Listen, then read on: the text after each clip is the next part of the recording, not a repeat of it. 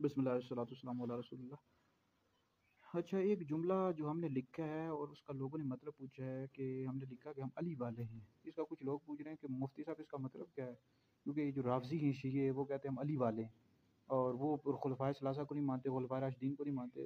اہل سنت کے نزدیک اس کا کیا مطلب ہے، ہم علی والے ہیں۔ اس کا مطلب یہ ہے بھائی، علی والے ہیں یعنی مولا علی جن سے محبت کرتے تھے، خلفائے راشدین سے، صحابہ سے، ہم ہمارا نعرے کا اس کا یہ مطلب ہے ہم علی والے ہیں، مطلب مولا علی جن سے محبت کرتے تھے، خلفائے راشدین کے ساتھ آپ کی عقیدت تھی۔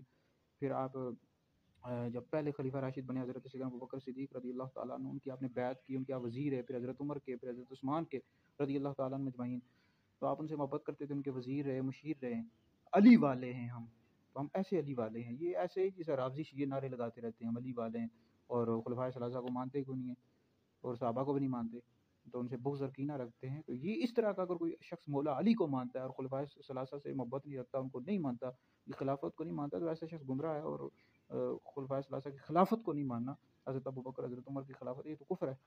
ہم علی والے ہیں، مطلب یہ ہے کہ ہم مولا علی سے محبت کرتے ہیں، عشق کرتے ہیں، اور مولا علی پاک جن سے محبت رکھتے تھے، عشق رکھتے تھے، خلفائے ثلاثہ سے، صحابہ سے، ہم ان سے بھی عشق کرتے ہیں، محبت کرتے ہیں۔ اہل سنت کا ہے بیڑا پار، اصحاب حضور نجم ہیں اور ناؤ ہیں عطرت رسول اللہ کی۔ یاد رہے اہل سنت کا یہ عقیدہ کہ انبیاء علیہ السلام کے بعد سب سے افضل ابو بکر ہیں، پھر عمر ہیں، پھر عثمان ہیں، پھر علی ہیں۔